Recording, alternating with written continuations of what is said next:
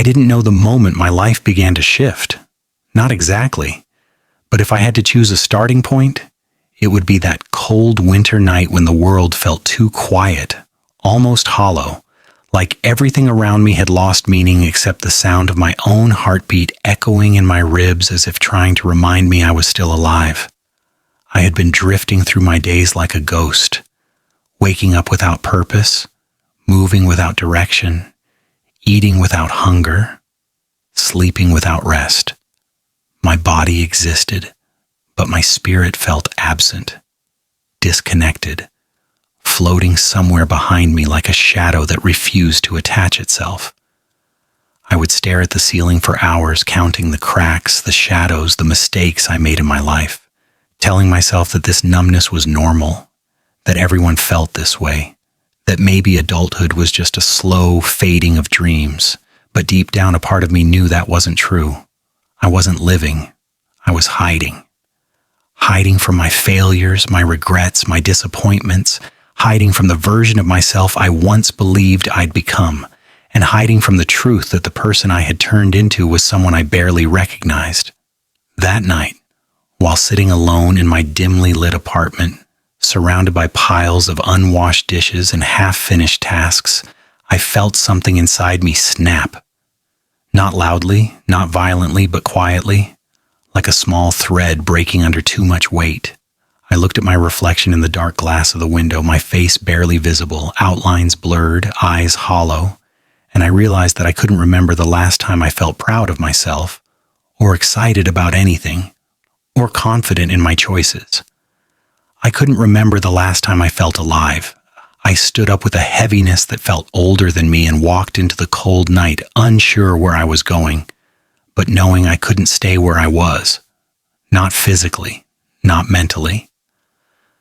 The air outside stung my face, waking me in a way I hadn't been awake in months, maybe years.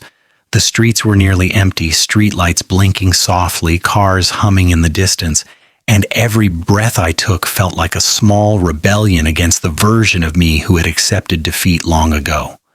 I walked without thinking, letting my feet carry me past old memories, past familiar corners, past echoes of the past that whispered who I used to be. I didn't want to listen, but the whispers were loud. The times I failed, the times I quit too soon, the people I disappointed, the promises I broke, the dreams I abandoned. The weight of it all threatened to crush me. But then as I turned a corner, my eyes fell on a small convenience store, brightly lit, warm, alive. I stepped inside, not because I needed anything, but because something pulled me toward it. A strange instinct, a need for light, a need for something simple, something real. I wandered the aisles silently, touching things without seeing them, trying to breathe through the fog in my mind. That's when I saw it. A small, cheap notebook. Nothing special. Just a thin book with blank pages waiting to be filled. I picked it up without hesitation, as if my soul recognized it before my mind did, and when I held it, something inside me stirred. A feeling I couldn't name, but it felt like hope, fragile and trembling. I bought the notebook, stepped back into the night, and opened it under the soft glow of a street lamp. My hands were shaking from the cold, or maybe from the weight of everything inside me that I hadn't said for years. I wrote the first word slowly, feeling the ink bleed into the paper like a confession. 6 months. Give yourself 6 months. No excuses. No running. No disappearing. As soon as I wrote it, my chest tightened with fear, because I knew how many times I had broken promises to myself. But this time felt different. Not because I was stronger, but because I had finally reached the point where staying the same hurt more than changing. I walked home with the notebook pressed to my chest like a lifeline, the cold biting at my skin, but my mind strangely warm with purpose. When I got home, I sat on the floor surrounded by the mess of my life and began writing rules. Harsh, honest, brutal rules. Rule 1, cut the noise. Rule 2, build discipline like a muscle. Rule 3, Face yourself even when it hurts. I knew none of these rules would be easy, but easy had never helped me before. The next day, I began, slowly, hesitantly, with resistance in every bone. I deleted old conversations, removed people from my life who drained me, turned off notifications that stole my focus. The silence was uncomfortable at first, almost painful, but eventually it became a space where I could hear myself think again. I started waking up early, stumbling through routines that felt foreign, forcing myself to show up even when my body begged to stay in bed. At times I hated it. I hated the discipline, the effort, the slow grind of progress, but something kept me going. A small flame inside me that refused to die. I went to the gym for the first time in years, feeling out of place, awkward, weak. My hands trembled, my breath shook, my muscles screamed, but I didn't quit. I couldn't quit. Because quitting had cost me too much already. It was during one of these early workouts that I met him, the older man whose presence radiated calm. He watched me struggle through a set, then approached me with a quiet confidence. "You're not fighting the weight," he said. "You're fighting yourself." His words hit me harder than the weights I was lifting. He didn't judge me, didn't offer empty motivation. He simply saw through me in a way no one had in years. Over the next few weeks, he became a silent guide, never pushing, never lecturing, just offering truth when I needed it. "Discipline isn't punishment," he said once. "It's respect. Respect for the person you're becoming." And slowly, painfully, beautifully, I began to understand. The gym became my sanctuary. The notebook became my confession. The rules became my compass. My life, which once felt like a slow drowning, began to feel like a slow rebirth. I wasn't healed. I wasn't strong. I wasn't confident. But for the first time, I was trying. Really trying. And sometimes trying is enough to change everything. As the days turned into weeks, the changes didn't happen with fireworks or loud breakthroughs. They crept in slowly, quietly, like dawn sliding across the horizon before anyone realizes the night is ending. I didn't wake up suddenly loving discipline. I didn't magically feel stronger or wiser, but little by little the routines I forced myself into began to feel less like punishment and more like structure, a kind of scaffolding holding up the parts of me that were still too fragile to stand on their own. At first, my mornings were nothing but groggy battles with my alarm clock, but over time they became a sacred kind of silence where I could breathe without the weight of yesterday pressing into my chest. I'd sit with my notebook, rereading the rules I'd written when I was at my lowest. Rules that once looked like impossible demands, but now felt like lifelines. Cut the noise, build discipline, face yourself. They weren't just instructions anymore. They were reminders of the promise I had made on that freezing night beneath a flickering street lamp. And every time I flipped open that notebook, I felt the same spark I'd felt when I first held it. The spark of beginning. The spark of hope. The gym, which had once felt like enemy territory, slowly became familiar ground. The weights no longer mocked me with their heaviness. Instead, they challenged me the way a mountain challenges a climber. It dares you, but it doesn't judge. And with each session, with each drop of sweat that fell to the floor, I realized something important. The body never lies. You can't cheat growth.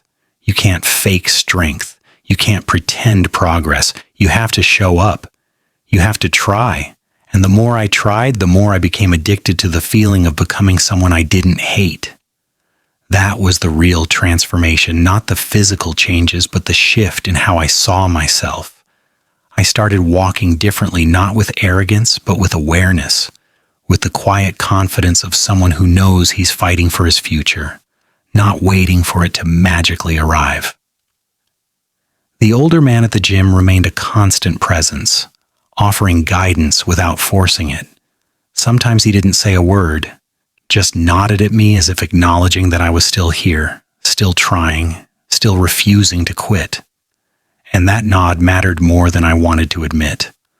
One afternoon, after a particularly exhausting workout that left my legs trembling and my chest burning, he walked over, placed a hand on my shoulder, and said, "Pain is the language of growth. It's how you know you're breaking old limits." I didn't respond, but his words settled inside me like a stone dropping into deep water, ripples expanding through the parts of me that were still learning how to accept hardship without running from it. Outside the gym, small changes began appearing in my life like scattered clues that I was becoming someone different. I cleaned my apartment, not because I wanted to, but because I needed to. A physical reflection of the mental clarity I was trying to build. I cooked real meals instead of relying on junk that dulled my body and mind. I slept earlier, breathed deeper, thought more carefully. Even my conversations shifted. I spoke less, listened more, and started noticing how many people filled their lives with noise to escape their own silence. I recognized that habit because I had lived it, but now I found myself craving silence, craving peace, craving the kind of stillness where real growth can take root. The most surprising change was how my emotions began to steady. The waves that once crashed violently now moved slower, calmer. I still had bad days, still carried old wounds, still felt the familiar sting of regret sometimes, but they didn't control me anymore. They didn't drown me. They passed like weather, temporary, survivable. And with each passing storm, I felt more and more like someone capable of building a life worth living. It wasn't perfect. I wasn't perfect. Sometimes I failed, sometimes I skipped a workout, slept in, lost focus, felt overwhelmed. But instead of spiraling like I used to, I recovered faster. I returned to my notebook, reread the words that had once pulled me from the edge, and reminded myself that discipline isn't about never falling. It's about rising every single time you do. And every time I got back up, it became easier, almost natural. One night, while sitting on my balcony watching the city lights flicker in the distance, I realized something that stopped me cold. I didn't hate myself anymore. Not in the silent, suffocating way I used to. I didn't see a failure when I looked in the mirror. I didn't see a burden. I didn't see someone broken beyond repair. I saw someone trying, someone fighting, someone becoming. And that realization hit me harder than any workout ever had. Because for the first time in years, I felt like someone worth rooting for. This wasn't the end of the journey. It wasn't even the middle, but it was enough to know that the first real step wasn't just beginning the 6 months. It was deciding to never go back to the version of myself who believed he deserved nothing more than survival. I was beginning to understand that transformation doesn't happen when you change everything at once. It happens when you decide that staying the same is no longer an option. And I had finally made that decision. The deeper I moved into my transformation, the more I realized that change doesn't reveal itself in dramatic moments, but in the quiet ones, the moments no one applauds, no one witnesses, no one celebrates. It happens when you wake up earlier than your mind wants to, when you resist the pull of old habits, when you choose discomfort instead of the familiar numbness that once kept you stuck. Those choices, small and invisible to the world, slowly began shaping me into someone I had never seen myself as before. It was during one of these small, almost forgettable mornings that something shifted inside me. I stood in front of the mirror after washing my face, water dripping from my chin, the room still filled with the gray light of dawn, and I saw a reflection that surprised me, not because of muscle growth or physical progress, but because of the expression on my face. It wasn't exhaustion. It wasn't dread. It was focus. It was presence. It was something I couldn't remember seeing before, something like quiet determination. It was the face of a man who had decided to stop waiting for life to change and instead learn how to change himself. That realization carried me through the day with a strange sense of purpose. Like every choice I made was another piece of the foundation I was building. At work, I noticed I was thinking more clearly, speaking more confidently, staying calm in situations that once triggered me. I wasn't pretending. I wasn't forcing it. It was simply happening, the result of countless small acts of discipline that had reshaped something deep inside me. People around me began picking up on it. A coworker I barely spoke to asked, "Have you been doing something different? You seem sharper." I shrugged it off with a smile, but inside, I felt something warm spread through my chest. Not pride, but recognition. Recognition that the internal work I had been doing wasn't just changing how I felt, it was changing how I moved through the world. But growth, real growth, always stirs the parts of your life that are built on weak foundations. And I felt that instability most clearly in my relationships. As I became stronger, more grounded, more sure of myself, I began noticing how many connections in my life were built on my weakness, not my strength. There were people who only liked me when I was small, insecure, easy to manipulate, people who only supported me when I needed them, but never when I didn't. People who preferred me broken because my brokenness kept me accessible.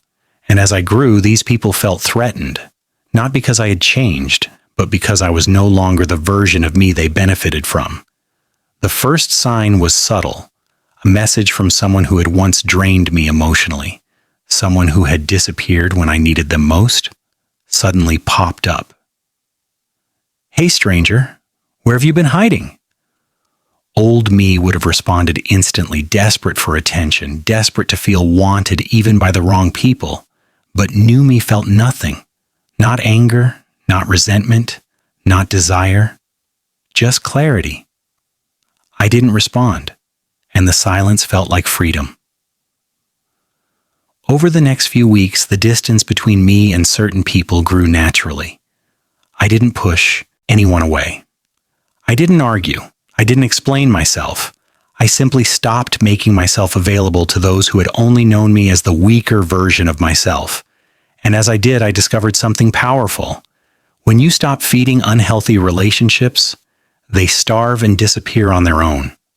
That space, once filled with noise and drama, became a quiet blessing. It allowed me to focus on myself without guilt, without distraction, without the emotional weight of carrying people who never intended to carry me back. The older man at the gym noticed this shift too. One evening, as I finished my workout drenched in sweat and breathing hard, he approached me with that calm, steady look of his. "You're shedding old skins," he said. "It's painful, but necessary." I didn't reply immediately. His words struck something deep within me, something raw. He continued, "Transformation isn't just about becoming stronger. It's about letting go of everything that kept you weak." I swallowed hard, understanding exactly what he meant. This journey wasn't only physical, it was emotional, psychological, spiritual. Releasing the parts of me that weren't built for the future I wanted meant releasing the people tied to those parts too. And though that truth hurt, it also felt like liberation. As days passed, I found myself drawn more and more towards solitude. Not the lonely kind, but the peaceful kind that gives you room to breathe, to think, to rebuild. I spent evenings in silence, cooking myself real meals, journaling in my notebook, reflecting on the ways I was changing. I learned to enjoy my own company, something I had never been able to do before. I learned to sit with discomfort without running from it. I learned that growth requires grieving, the death of old habits, old dreams, old identities, but every part of me that died made room for something stronger to be born.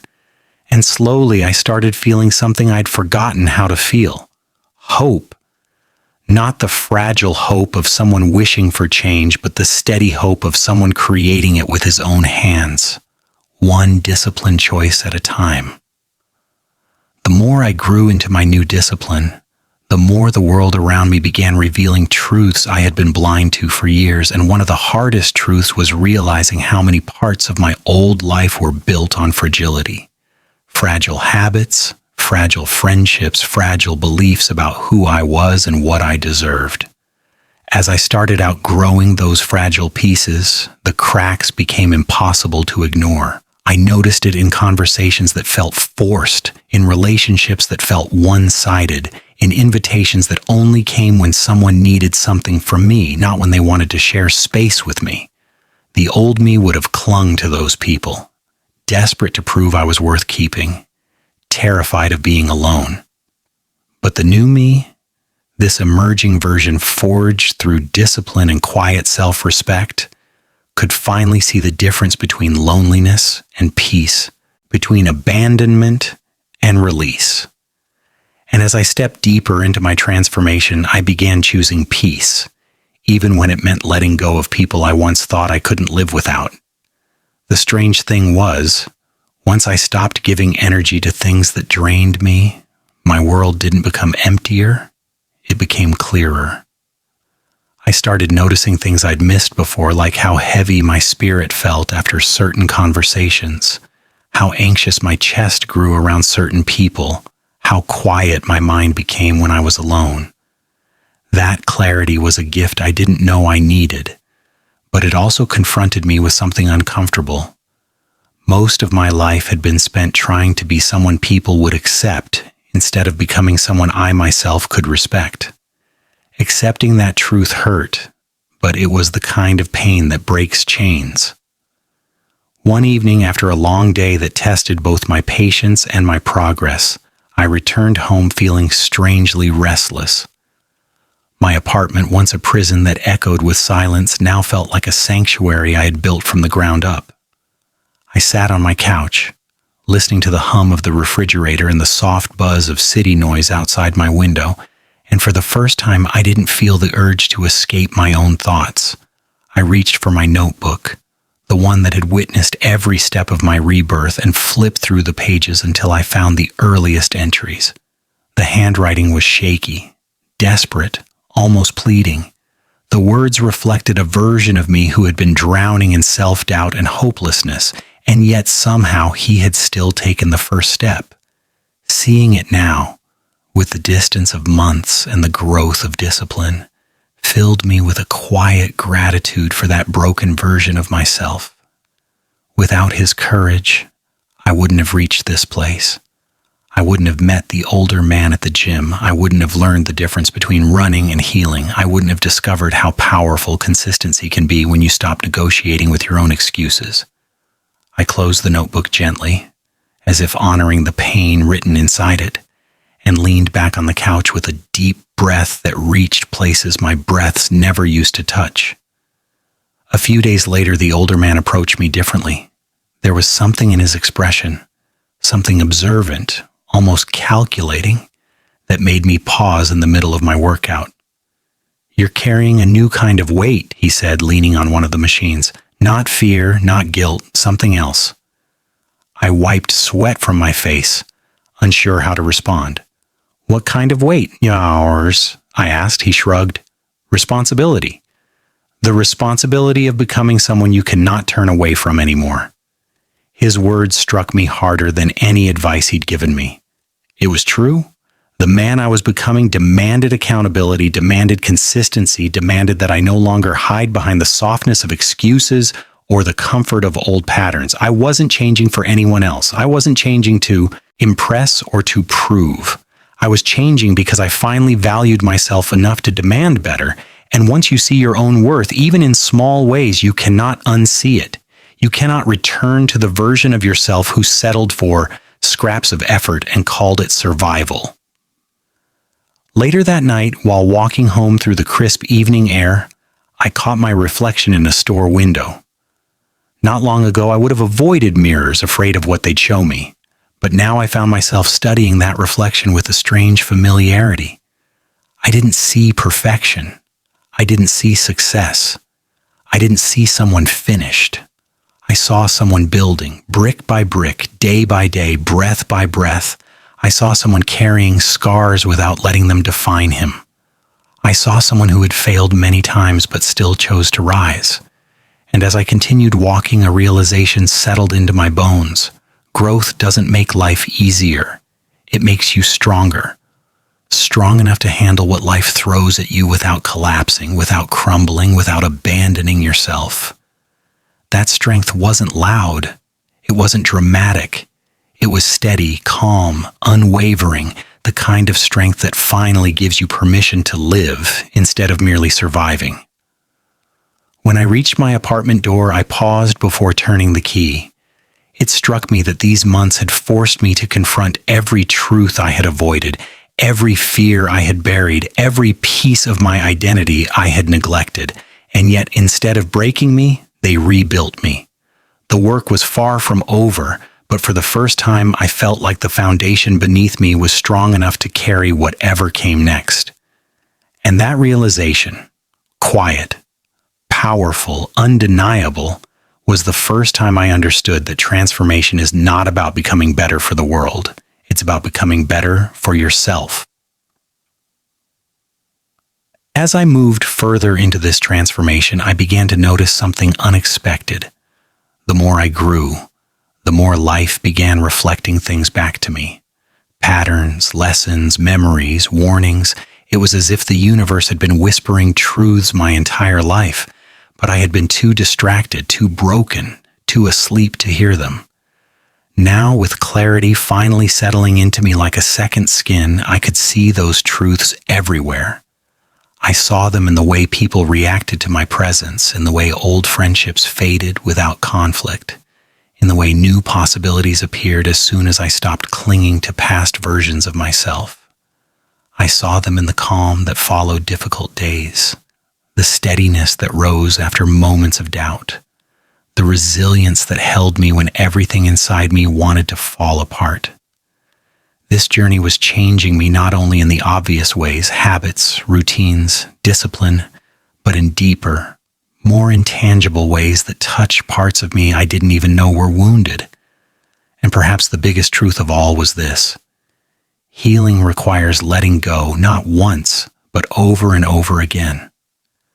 That truth confronted me in a moment I didn't expect.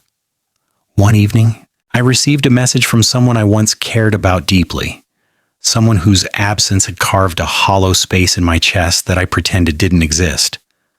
I stared at the screen, the familiar name glowing like an old wound reopening. "Hey, I've been thinking about you. Can we talk?" The old me would have melted at those words, would have replied instantly, would have taken the bait and fallen back into the same cycle of attachment and disappointment. But the version of me standing in that moment, the one shaped by months of discipline and self-respect, didn't feel the same pull. I didn't feel excitement. I didn't feel longing. I felt clarity. I realized that missing someone isn't the same as needing them. And sometimes closure isn't a conversation, it's a decision. I didn't reply. I didn't owe a reply. And the silence that followed didn't hurt, it healed, but letting go didn't end with people. I also had to let go of places, habits, versions of myself that felt safe but stagnant. I found myself walking through my city with new eyes, noticing places where I used to sit when I felt lost, streets I used to avoid because they reminded me of failures, corners where I had once cried quietly into my jacket hoping no one would notice. Now, walking past those same places, I didn't feel shame. I didn't feel anger. I felt gratitude, because those broken moments had pushed me toward the notebook I carried everywhere now. The notebook filled with rules, reflections, victories, confessions, truths. That notebook had become my mirror, my map, my anchor. It held the story of the man I used to be and the man I was fighting to become. One night after leaving the gym later than usual, I walked home beneath a sky so clear it felt unreal. The air smelled like winter, crisp and sharp, and the city lights sparkled against the darkness like distant stars. It was quiet, almost eerily so, and something about that silence made me reflect on how many times I'd walked these streets feeling empty, invisible, defeated. But now, my footsteps felt different, more grounded, more certain, more present.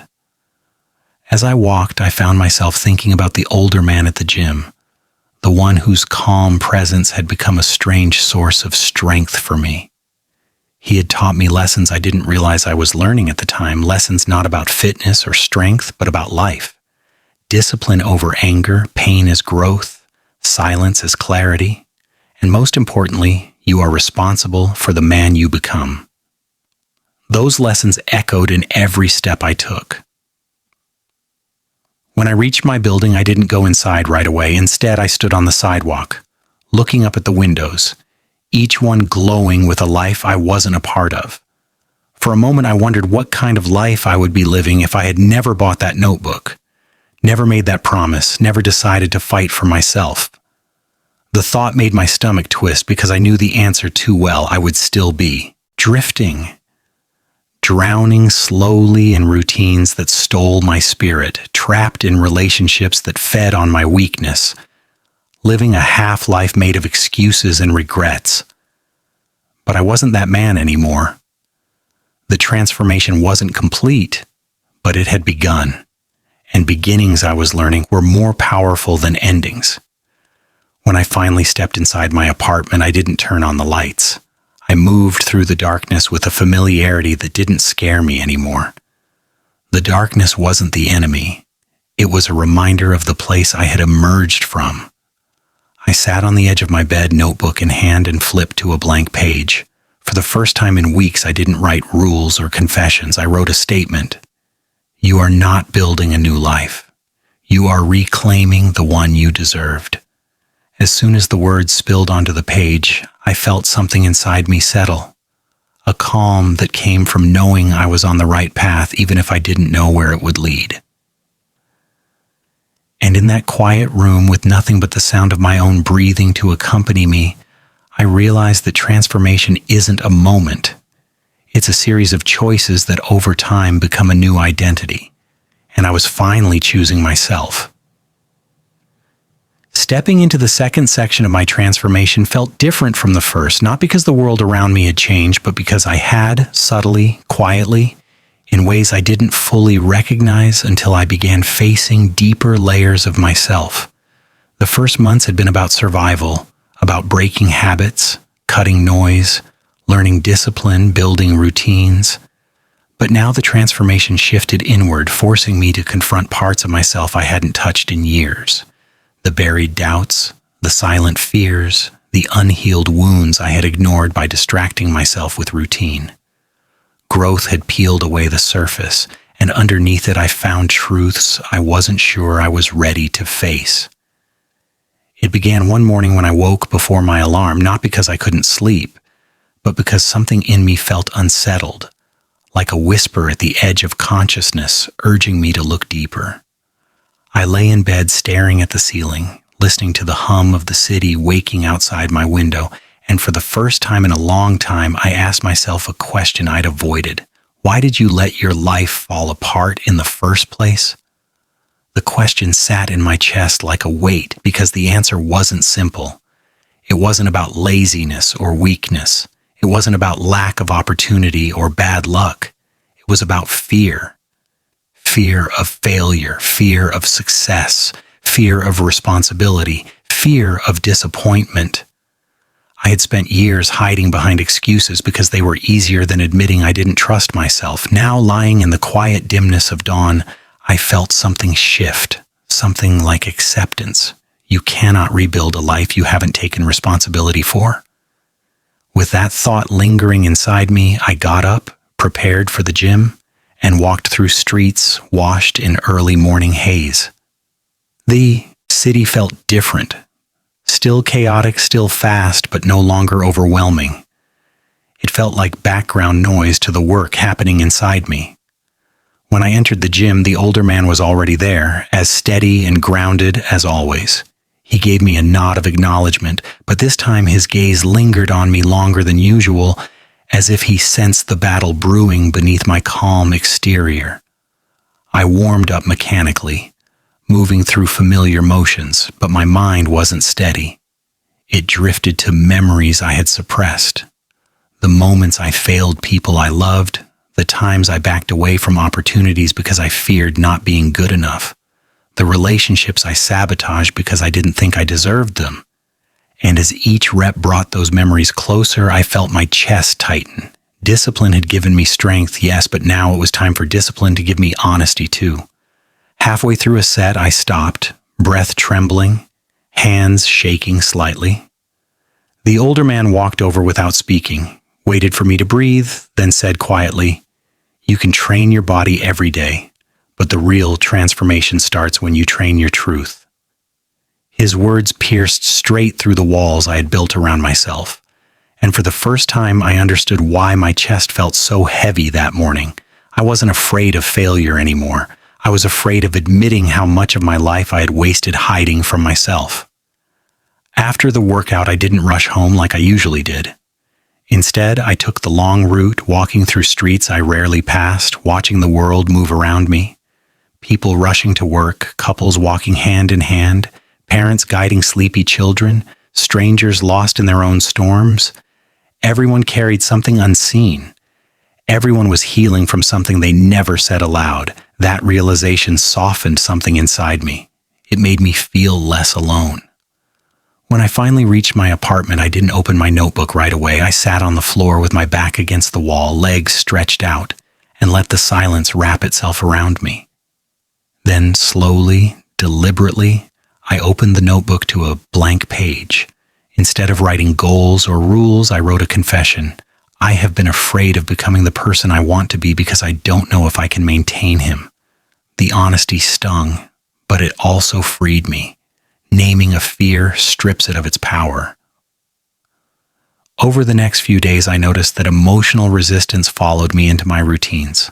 The workouts felt heavier, not because my body was weak, but because my mind was digging into places it had avoided. Every rep became a reminder of the nights I cried silently. Every drop of sweat became a symbol of all the moments I gave up too early. Even simple tasks, cleaning my kitchen, making my bed, preparing meals, felt symbolic, as if I was rebuilding more than my surroundings. I was rebuilding my identity.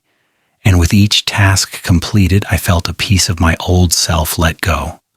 But with release comes vulnerability, and vulnerability exposes wounds you didn't know were still open. One night while journaling, I wrote something that surprised me. You are not afraid of failure anymore. You are afraid of being seen succeeding. That realization hit me harder than anything else. All my life I had been comfortable being overlooked because it protected me from expectations. But now, as I grew stronger, more disciplined, more visible, I felt the weight of potential pressing on my shoulders. And potential, real, tangible potential, is terrifying. It demands responsibility. It demands belief. It demands that you stop hiding, and I wasn't used to that.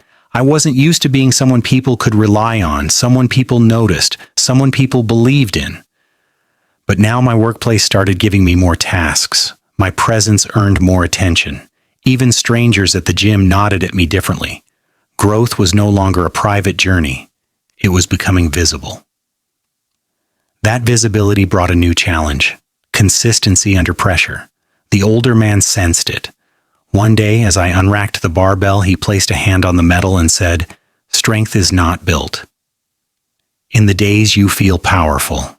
It is built in the days you feel exposed." And I didn't understand fully at first, but later that night, writing in my notebook, it clicked.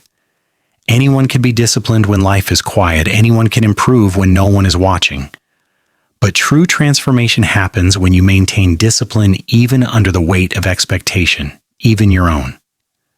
As the days passed, I felt myself stepping into a new phase of growth, one guided not by desperation but by self-awareness. I was no longer trying to escape who I had been. I was trying to understand him, forgive him, and evolve beyond him. And that shift changed everything. It made the workouts feel purposeful, the routines feel meaningful, the silence feel peaceful, the journey feel sacred. I realized that transformation isn't about proving anything to the world. It's about proving something to yourself every single day, that you are capable, that you are worthy, that you are becoming someone you once thought impossible. And in that truth, I found the beginning of a new kind of strength. The strength to keep going even when the weight of becoming feels unbearably heavy. As the emotional digging continued, I noticed the weight of my past didn't just sit in memories. It lingered in patterns, in reactions, in the subtle ways I still held myself back without realizing it. Discipline had become part of me now. But discipline alone doesn't erase the damage of years spent doubting yourself, shrinking yourself, living half a life. It takes more than routine to undo emotional scars. It takes honesty, the kind that burns on the way out. That truth hit me unexpectedly one day as I stood in the middle of my apartment cleaning a shelf I hadn't touched in months. Behind a stack of old books, I found a photograph. Me, younger, smiling like the world, hadn't touched me yet. For a moment, I just stared at the image, trying to remember what it felt like to be him, someone who still believed success was natural, not something earned through quiet battles and painful rebirth. I felt a sting in my chest, not because I missed that version of me, but because I realized how quickly he had disappeared, how slowly darkness replaces innocence, and how no one prepares you for the moment you look at your younger self and realize he would not recognize the person you became. I placed the photo face down, not out of shame, but out of respect. Respect for a boy who deserved better tools than the world gave him. That moment followed me into the day, into my workout, into my notebook. I wrote, "You didn't fail him, you just didn't know how to save him." Those words loosened something tight inside me. For months, I had been fighting to become someone stronger, someone disciplined, someone intentional, without acknowledging the grief underneath, grief for the years I wasted, the opportunities I ignored, the moments I sabotaged because I was afraid of wanting more. Healing, I realized, isn't just about rising. It's also about mourning the parts of yourself that never got the chance to fully live. And as I sat with that thought, letting it sink into the quiet corners of my mind, I felt a wave of emotion I hadn't let myself feel since childhood. It wasn't sadness exactly, it was acceptance. The kind of acceptance that frees you from years of self-blame. The next morning when I walked into the gym, everything felt heavier. Not the weights, but the atmosphere inside my head. I moved through my warm-up with robotic focus, trying to push my emotions down, pretending they didn't matter. But the older man saw through me immediately. He walked up as I finished a set and asked, "What are you carrying today?" I didn't answer at first. My instinct was to deflect, to mask, to pretend. But then something inside me broke open, maybe from the weight of my thoughts, maybe from fatigue. Maybe simply because I was tired of pretending discipline meant never feeling weak. So I spoke, quietly but honestly. "I don't know who I'm becoming," I admitted, "and it scares me." For a moment he didn't speak. He just studied me with the kind of patience that feels like permission. Then he said, "Good. Becoming shouldn't feel familiar. If it does, you're not changing, you're rearranging." His words struck deeper than I expected. He was right. Growth isn't supposed to feel safe. It's supposed to feel uncertain, messy, uncomfortable, because becoming someone new means letting the old versions of you die slowly, piece by piece, no matter how familiar they are. And grief exists in that space too. After I left the gym, I walked home without rushing, letting the cool air clear my mind. Life around me seemed normal, cars passing, people talking, children laughing, but inside I felt like a storm was assembling in a quiet, almost peaceful way. I wasn't breaking, I was opening. For the first time, I understood that growth isn't linear. You don't climb steadily upward. You rise, you fall, you stumble, you shake, you stand, you rise again. It's a dance. One that teaches you more about who you are than any achievement ever could. When I reached my apartment, I didn't turn on any lights. I sat in the dimness, letting the shadows settle around me, and breathed. The silence wasn't suffocating anymore. It felt honest. I took out my notebook and wrote, "Strength isn't built by ignoring your pain. It's built by understanding it." Seeing the words written in my own handwriting felt like a breakthrough. The older man's lessons, the workouts, the discipline, It was all shaping me, yes, but this internal work was going to define me. That night, as I went to bed, something inside me felt different. Not lighter, not happier, but clearer. I wasn't fighting myself anymore. I wasn't trying to outrun my past or disguise my wounds. I was facing them with open eyes and a steadier heart. And that shift, subtle but profound, felt like the true beginning of the deeper transformation I had been seeking. Not the transformation the world could see, but the one I had to live with. The one that would determine not how strong I looked, but how strong I could remain when life inevitably tested me again. And with that clarity, I fell asleep knowing that Section 2 wasn't about routines or habits. It was about rebuilding the parts of me I had buried so deeply I almost forgot they existed. It was time to meet myself fully, even the parts I once feared. Each day in the second half of my transformation felt like I was peeling back another layer of myself, revealing truths I had buried so long that facing them felt almost disorienting, like stepping out of a dark room into blinding sunlight. I'd gotten used to the comfort of routine, the comfort of discipline, the comfort of waking up early, training hard, journaling my fears into pages that felt safer than conversations ever had. But what I wasn't prepared for was how transformation begins to shift the world around you when it has truly taken root inside you. People start looking at you differently, not because you look different on the outside, though sometimes you do, but because something in your presence changes. There's a steadiness in your voice, a calm in your steps, a focus in your eyes. I began noticing it in small interactions, the barista who held eye contact longer, co-workers who asked for my input with a seriousness they never gave me before, strangers who moved aside for me on sidewalks, not out of intimidation, but out of recognition. Recognition of someone who carried himself with intention. It was strange, unsettling even, realizing the world was responding to a version of me I was still getting used to. But with that shift came pressure. The kind of pressure that whispers you must not slip, must not break, must not let the new confidence crumble under old habits. And though I didn't admit it at first, that pressure frightened me. One day during a long meeting at work, I felt it more strongly than ever.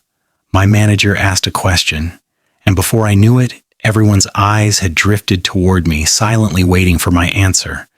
The old me would have panicked, stumbled through a response, apologized even when I wasn't wrong, but now something inside me remained still. I took a breath, spoke clearly, and watched as people nodded, scribbled notes, accepted my words as if they belonged. The moment stunned me, not because I said something profound, but because I realized I no longer felt the need to shrink. Confidence wasn't a performance anymore. It was becoming a natural part of my presence. But afterward, sitting alone at my desk, a strange fear crept in. What if I couldn't maintain this? What if this was temporary? What if I wasn't truly ready for this version of myself? The fear lingered like smoke, subtle but choking. That afternoon, I walked to the restroom, splashed cold water on my face, and stared into the mirror. The reflection looking back seemed steady, but the eyes betrayed uncertainty. I whispered to myself, not encouragement, not a mantra, just the truth. You're not pretending anymore. And even though the fear didn't disappear, it loosened, like a knot finally beginning to unravel. Later that evening, I went to the gym, hoping the weight of iron and sweat would ground me again, but even there I felt different. The older man wasn't present that day, and for the first time, I faced my workout entirely alone. Not lonely, just alone with the version of myself I had crafted through months of discipline. As I moved from set to set, I could feel old insecurities rising like ghosts, whispers of doubt, whispers of failure, whispers of all the versions of me who couldn't commit to anything for more than a few weeks.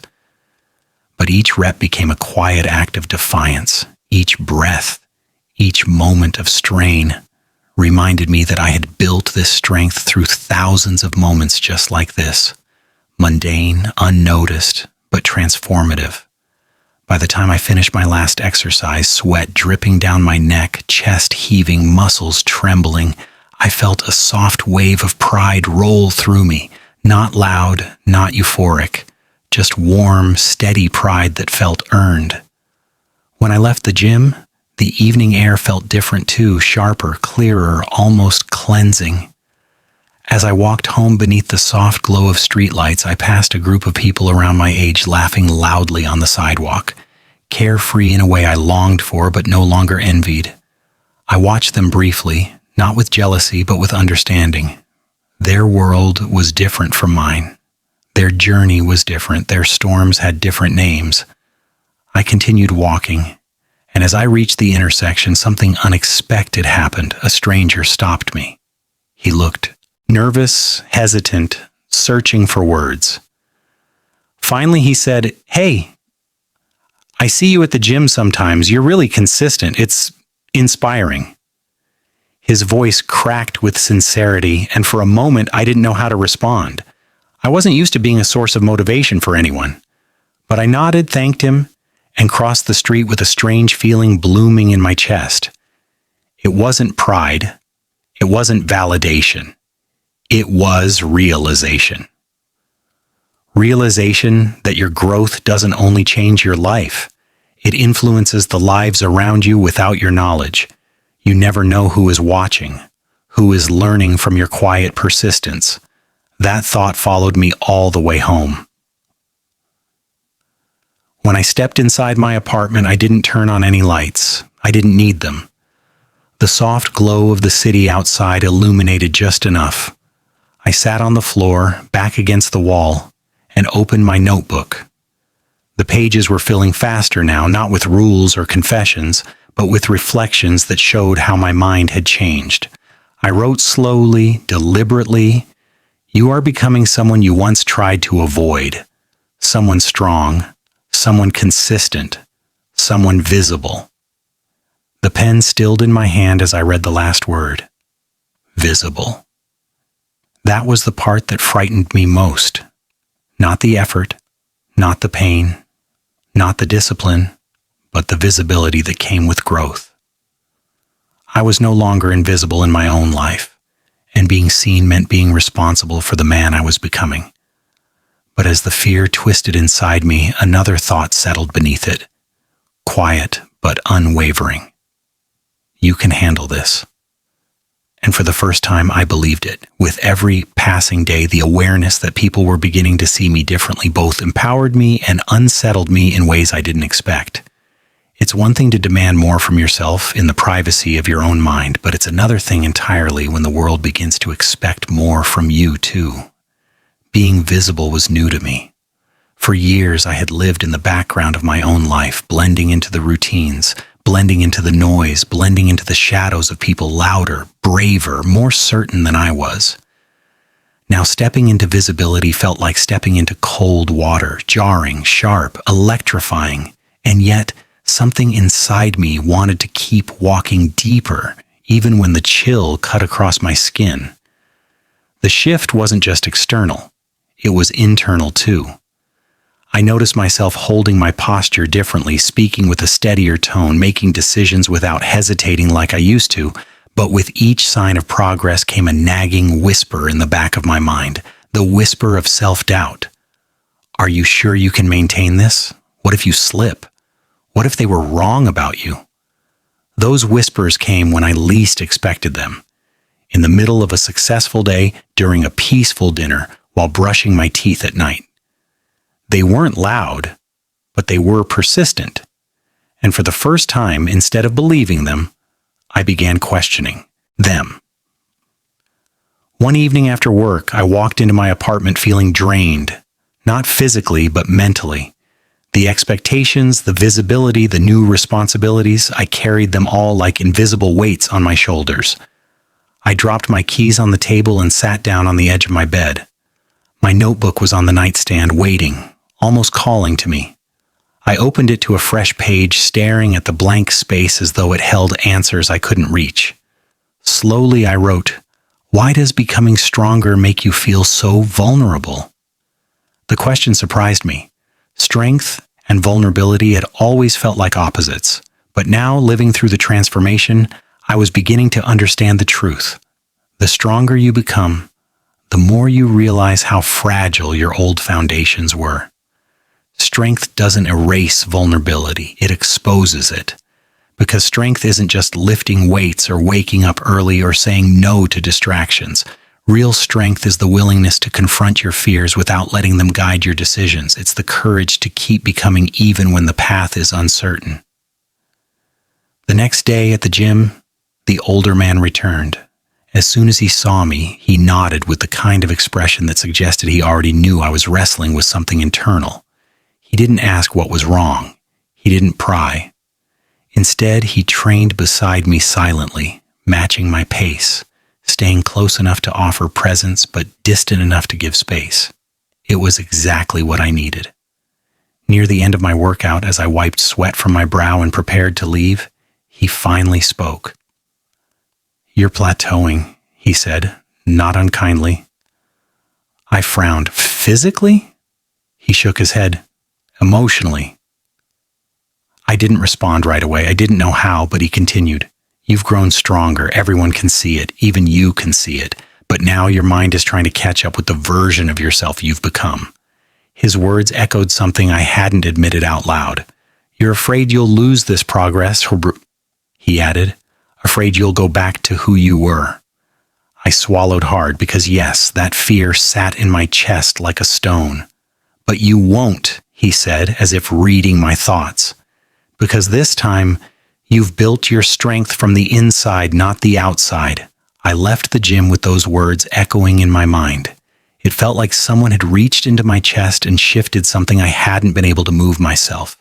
I walked home slowly, not wanting the clarity to fade. The sky was already turning dusky blue, the city lights blinking awake one by one. As I crossed the street, I caught a glimpse of myself reflected in a store window. Not the reflection of the man I used to ignore, the man who slouched and avoided his own gaze, but the reflection of someone present, someone evolving, someone grounded in a way I had never known was possible. It didn't feel like a stranger anymore. It felt like a promise. At home, I cooked dinner with more focus than usual, chopped vegetables with a calm that made even the mundane feel meaningful. The transformation wasn't just showing up in grand breakthroughs, it was showing up in tiny, ordinary moments where I felt steady instead of scattered, where I felt aware instead of numb, where I felt capable instead of overwhelmed. After eating, I sat at my desk, turned on a small lamp, and opened my notebook once more. This time, the pen didn't hesitate. I wrote, "I'm afraid because this is working." And there it was. The truth I hadn't wanted to face. When you've lived most of your life expecting failure, success feels foreign, it feels temporary, it feels like something you can't trust. But writing the words somehow made them less terrifying. It made me realize that fear wasn't a sign that something was wrong. Fear was a sign that I was doing something right, something meaningful, something unfamiliar, something that mattered. As I closed the notebook, a wave of peace washed over me. Not the heavy peace of exhaustion, but the quiet peace of understanding. Progress doesn't erase fear. It simply teaches you how to move forward despite it. And I was moving forward, even on the days I felt uncertain, even on the days I felt exposed, even on the days I doubted myself. Because the truth was simple. I wasn't becoming a stronger version of my old self. I was becoming someone entirely new. Days turned into weeks, and with every passing moment I felt myself standing on unfamiliar ground, not the shaky, uneven terrain of my old life, but a new landscape built from quiet victories, painful truths, and a kind of inner strength I never knew I could possess. It was strange how life shifted around me the more I shifted within myself. Tasks that once drained me now felt manageable, even purposeful. Conversations I used to avoid now flowed more naturally because I no longer felt the need to hide behind practiced smiles or forced enthusiasm. I wasn't pretending anymore, I was present.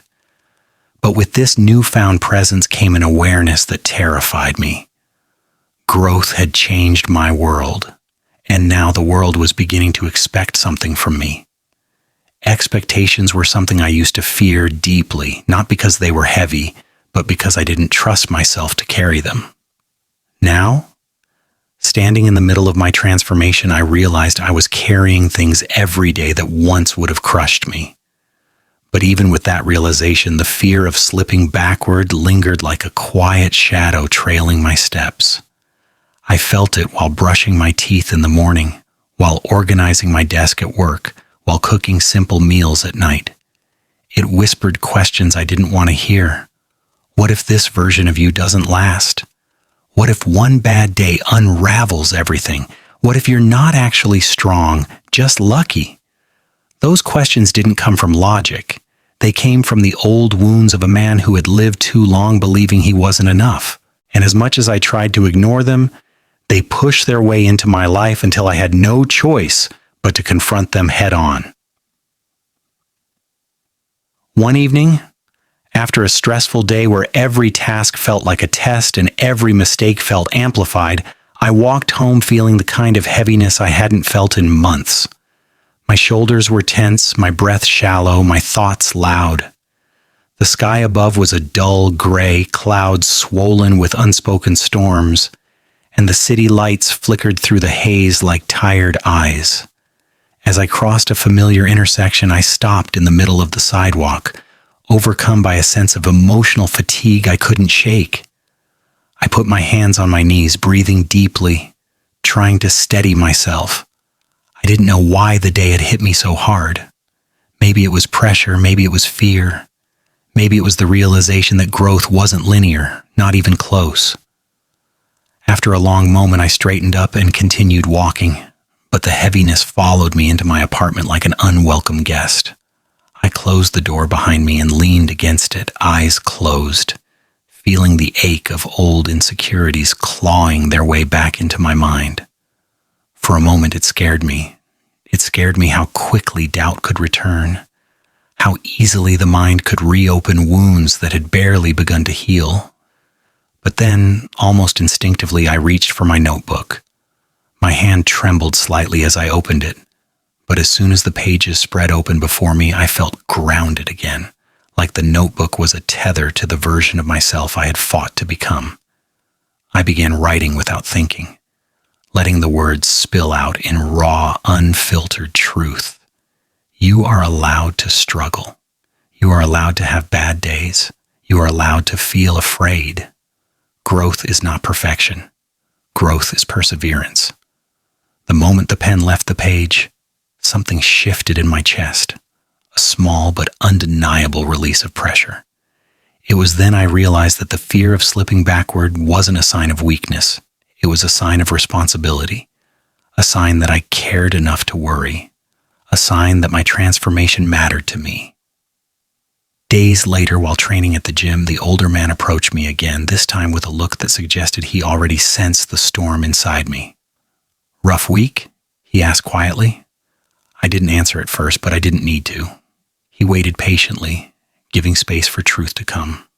Finally, I admitted, "I'm scared I'll lose everything I've built." He nodded slowly, his expression unreadable but understanding. "Everyone who grows fears that," he said. "But fear doesn't mean you're failing. Fear means you're awake." His words hit me with the force of clarity, cutting through the fog of doubt like a blade. He continued, "You don't stay strong by never falling. You stay strong by learning how to stand back up faster each time." As he walked away, I stood there absorbing every syllable, feeling a weight lift from my chest. Not because my fears disappeared, but because they finally made sense. It wasn't about never slipping. It was about trusting myself to recover when I did. Later that night, after a long shower, I walked onto my balcony and breathed in the cool night air. The city glowed below, vibrant but distant, alive but indifferent. I looked out at the skyline and felt a strange sense of alignment settle over me. I wasn't the same person who started this journey. I wasn't the same person who hid from his dreams, who drowned himself in distractions, who believed discipline belonged to people stronger than him.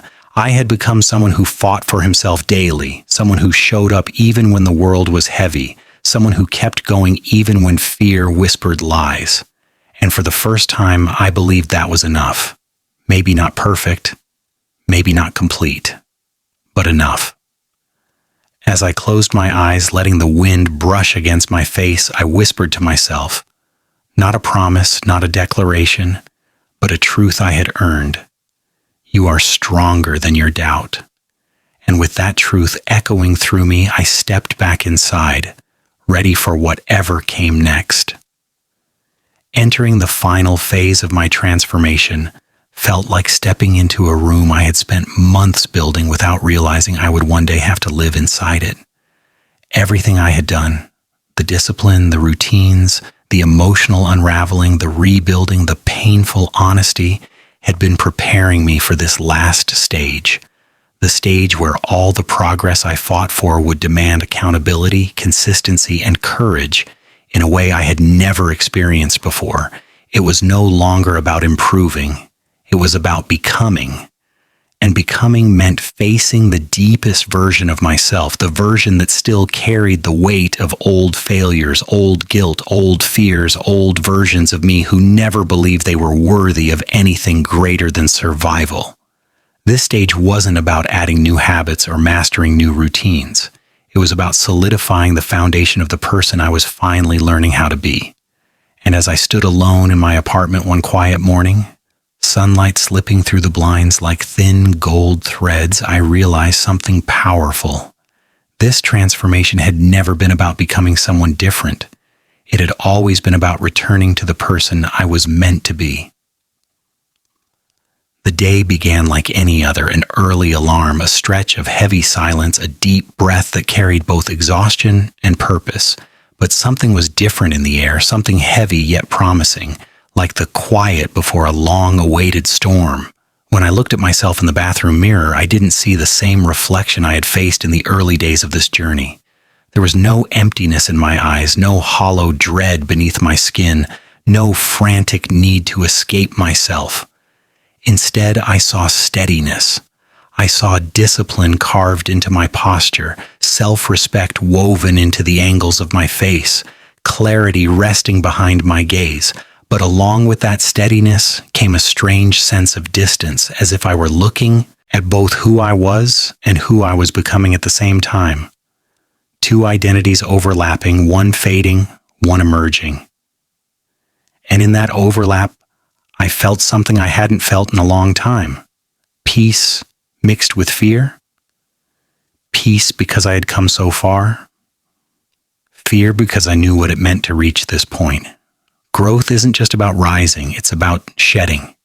And shedding always comes with grief. As I made my way to the gym that morning, the world felt oddly quiet, like it was watching me from behind every street lamp and passing car. The streets I had walked hundreds of times now carried a different weight. They weren't just pathways, they were witnesses to my transformation. Every step I took felt like a reminder of the nights I had walked here feeling broken, lost, detached from everything including myself. But now, walking with a steady pace, lungs full of cold air, arms relaxed at my sides, I felt a sense of ownership over my life that I had never experienced before. When I pushed open the gym doors, the familiar scent of metal, rubber, and determination greeted me like an old friend. The older man was already there, lifting with quiet precision, his presence grounded as ever. He looked over when I entered, his eyes narrowing slightly in a way that told me he sensed the shift inside me before I even approached. I nodded at him and started my warm-up, muscles waking slowly, breath deep and controlled. For the first time since I met him, he walked over not to correct my form or offer an observation, but simply to stand beside me as if acknowledging that whatever battle I was preparing to fight now required both presence and distance. "You're nearing the point of no return," he said softly, almost conversationally. I glanced at him, unsure of what he meant. He continued, There comes a moment in every transformation where you must choose whether this new version of you becomes permanent or remains a phase. His words sent a chill through me, not because they were harsh, but because they were true in a way that carved through my chest. This journey had never been meant to stay temporary, but choosing permanence meant releasing everything that had defined my past. Every weakness, every insecurity, every dependency, every smallness I once clung to because it was familiar. Transformation wasn't just about building. It was about abandoning. And abandoning the old version of yourself is always the hardest part. As I moved through my sets, pushing my muscles to the edge, my mind drifted between the person I used to be and the person I had been becoming. I remembered nights filled with self-loathing, mornings heavy with regret, days wasted running from shadows instead of facing them. I remembered friendships that had faded because they were built on brokenness, dreams I had abandoned because they felt too big for someone like me, opportunities I had sabotaged because I didn't believe I deserved them. And then, like a fast-cut montage, I saw the moments of this transformation.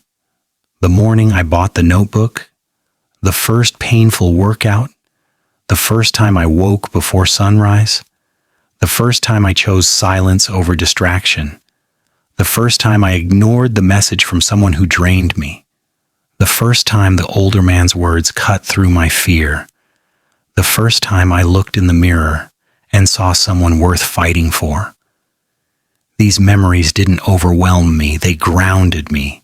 They reminded me that every step of this journey, even the ones filled with pain, had prepared me for this exact point. Midway through my workout, something inside me shifted. I was re-racking the weights when a wave of emotion hit me hard, a mix of pride, grief, and gratitude so intense it almost knocked the breath out of me. I stepped back, gripping the edge of a bench, eyes stinging with unshed tears I didn't expect. The older man noticed instantly. He didn't approach, didn't speak, didn't attempt to comfort. He simply held my gaze from across the room with a look that said he understood exactly what was happening. Because transformation, real transformation, doesn't reach its climax in triumph. It reaches it in surrender, not surrendering to weakness, but surrendering to truth, the truth of who you were, who you are, and who you must become. When I finally left the gym that day, the sky had brightened into a soft blue, clouds drifting lazily overhead, the world moving with a gentle rhythm that matched the calm unfolding inside me. I walked home slowly, almost deliberately, as if each step was turning the page of a chapter I had spent too long trapped inside. And as I reached my apartment, unlocked the door, and stepped inside, I felt something settle, a quiet, powerful acceptance that Section 3 wasn't about finishing the journey. It was about becoming the journey. In the days that followed, I began to feel the shift more intensely, as if every moment was nudging me closer to a final understanding of what these months had truly been shaping inside me. It wasn't dramatic or loud. It was subtle, like the way the seasons change without anyone noticing until the air smells different. The shadows fall at new angles. The world carries a softer tone. That's how it felt inside me. Subtle changes rearranging everything I once believed, everything I once feared, everything I once thought defined me. The routines that used to feel like battles now felt like rituals. The discipline that once felt like punishment now felt like protection. Even the silence, once a place where my darkest thoughts echoed, had become a sanctuary.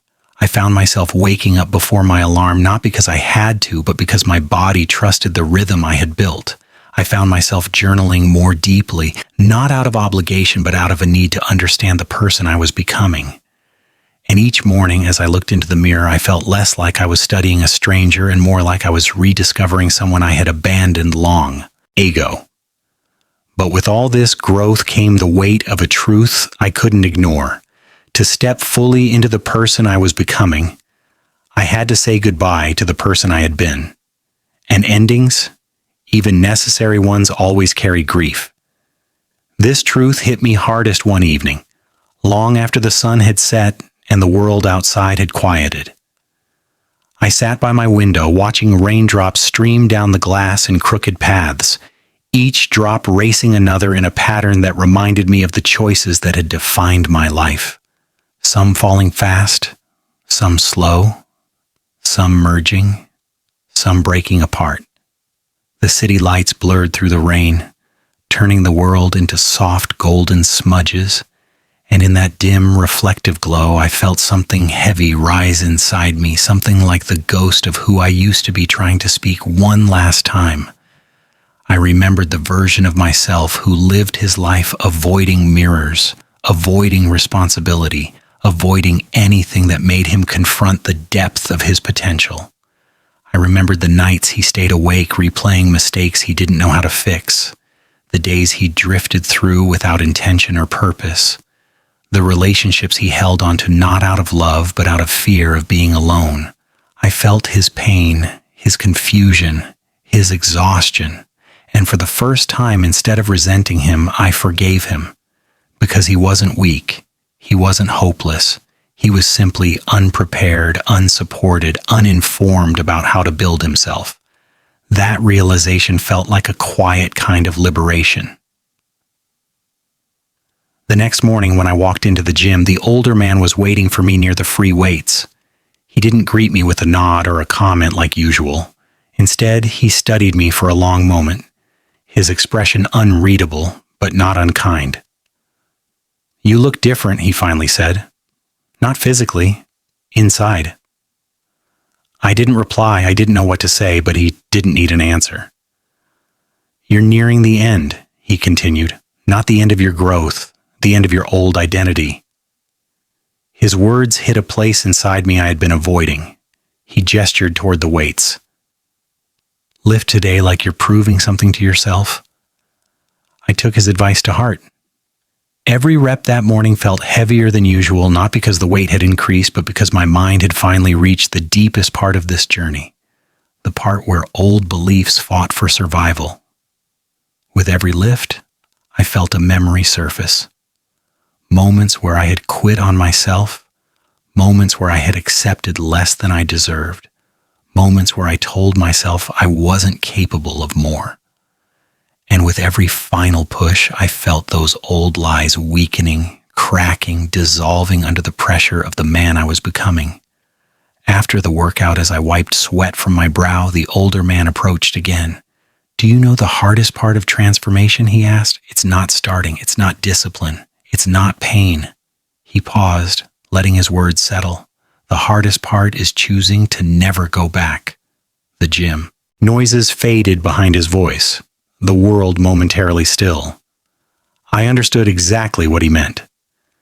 Because going back, even after all this work, was still an option that would always exist. Growth doesn't erase the door to your past. It simply places you farther from it. Whether you walk backward or forward is a choice you must remake every single day. And standing there, chest rising and falling with heavy breaths, muscles trembling, heart steady, I realized I was finally ready to choose forward without hesitation. Later that day, as I walked home through streets glowing with late afternoon sun, every step felt symbolic, like each footfall was confirming my commitment to the new version of myself. I passed places that once carried memories of struggle, corners where I used to pause overwhelmed, benches where I once sat feeling defeated, stores where I bought things to fill emotional gaps. But none of them held power over me anymore. They were reminders, not anchors. When I reached my apartment, I stood in the doorway before entering, sensing something different in the air, something lighter. I stepped inside, placed my bag down, and sat at my desk with my notebook open. The pages were thick with ink now, full of words from a version of me I was proud of, a version that had fought hard for every inch of progress. On a fresh page, I wrote the truth I had been circling around for days. You cannot become who you are meant to be while holding on to who you used to be. and writing it made it real. As evening settled over the city and the sky softened into blue and gold, I felt a calmness I hadn't known in years. Section 3 wasn't about finishing the journey. It was about choosing to continue it, not because I needed to prove anything, but because I finally believed I deserved to live as the man I had worked so tirelessly to uncover. In the final stretch of my 6-month transformation, the world around me felt strangely familiar yet entirely new, like returning to a childhood home after years away and realizing everything is exactly where you left it, but you're not the same person who lived there anymore. Every day carried an awareness I had never felt before, a heightened sense of presence that made even the smallest moments feel significant. I found myself noticing details I had once overlooked, the way sunlight hit the kitchen counter in the morning, how the air smelled after rain, the gentle hum of the city as it woke, the quiet comfort of being alone without feeling lonely. These moments, soft and fleeting, felt like rewards for the work I had done, reminders that the world had always held beauty, and I had simply been too weighed down to see it. But beneath that beauty was a deeper understanding. Transformation is not about what you gain. It's about what you learn to carry, what you learn to release, and who you learn to become in the process. And as I stepped into the final days of this journey, I could feel a sense of completion forming. Not an ending, but a dawning clarity that the 6 months had been a bridge, not a destination. The closer I came to the end, the more memories of the beginning resurfaced, not to haunt me, but to highlight the distance I had traveled. I remembered the night I bought the notebook, hands trembling, breath unsteady, heart heavy with a desperation I could no longer ignore. I remembered the first painful workout, the first early morning, the first time I faced silence without drowning in it.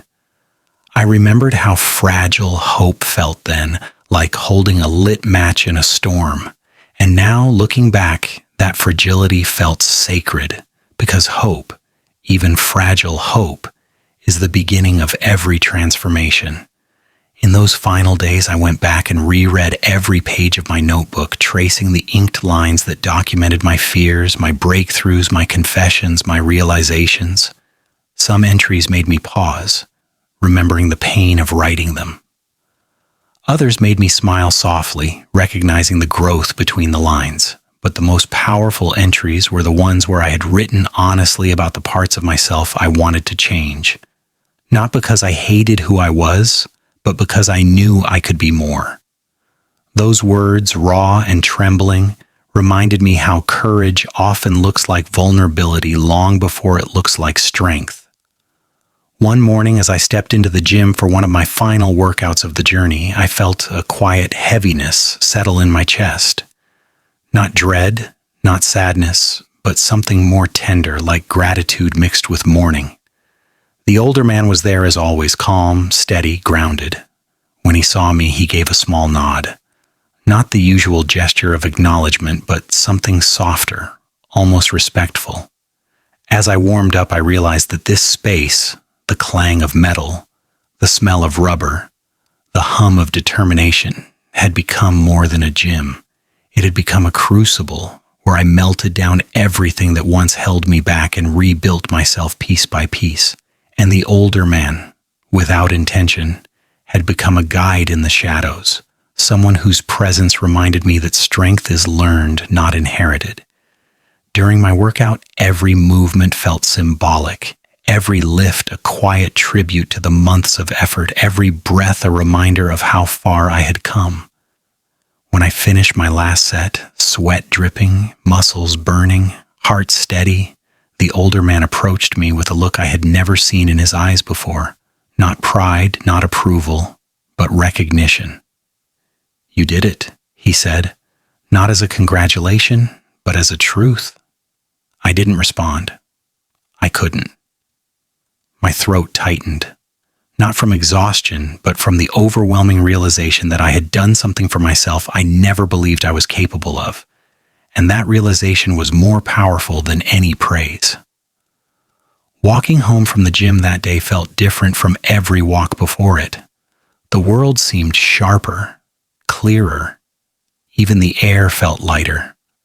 I took slow steps, absorbing everything. The chatter of distant traffic, the laughter of strangers, the rustle of leaves swaying in the wind. Everything felt like a reminder that life had never been the enemy. My own perception had been.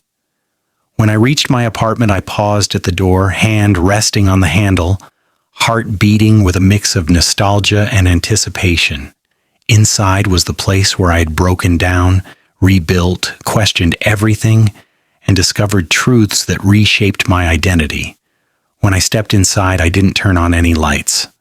The room glowed faintly from the soft daylight slipping through the curtains, casting gentle shadows that felt more familiar than threatening. I walked to my desk, sat down, and opened my notebook to a final blank page. My hand hovered over the paper, unsure of what the final words should be. It wasn't until I closed my eyes and listened to the quiet hum of my own breath that the truth came to me. Not as a revelation, but as something I had known all along. I began writing slowly, letting the words unfold naturally. This was never a 6-month journey. It was the beginning of the rest of your life. The moment the sentence was complete, I felt a warmth spread through my chest, soft and grounding, like stepping into sunlight after years in the cold. That evening, I stood on my balcony watching the sky turn shades of rose and gold as the city settled into twilight. A soft breeze brushed against my skin, carrying the scent of distant rain, and in that stillness, I felt a sense of wholeness I hadn't known I could feel. I wasn't perfect, I wasn't finished, I wasn't fearless, but I was present. I was alive. I was becoming. And the man I had worked so hard to uncover, the man beneath the fear, beneath the doubt, beneath the years of neglect, finally felt real. For the first time, I trusted myself not to fall back into the shadows I had escaped. Not because failure was impossible, but because I had learned how to rise. 6 months had taught me discipline, but they had also taught me something far more sacred: self-respect. The kind that stays even when motivation fades. The kind that guides even when the path is dark. The kind that whispers even on the hardest days, keep going. You're worth the effort. And as the sun dipped below the horizon, leaving the world bathed in deepening blue, I whispered back to myself the truth I had earned through every painful, beautiful step. You did not become someone new. You became yourself.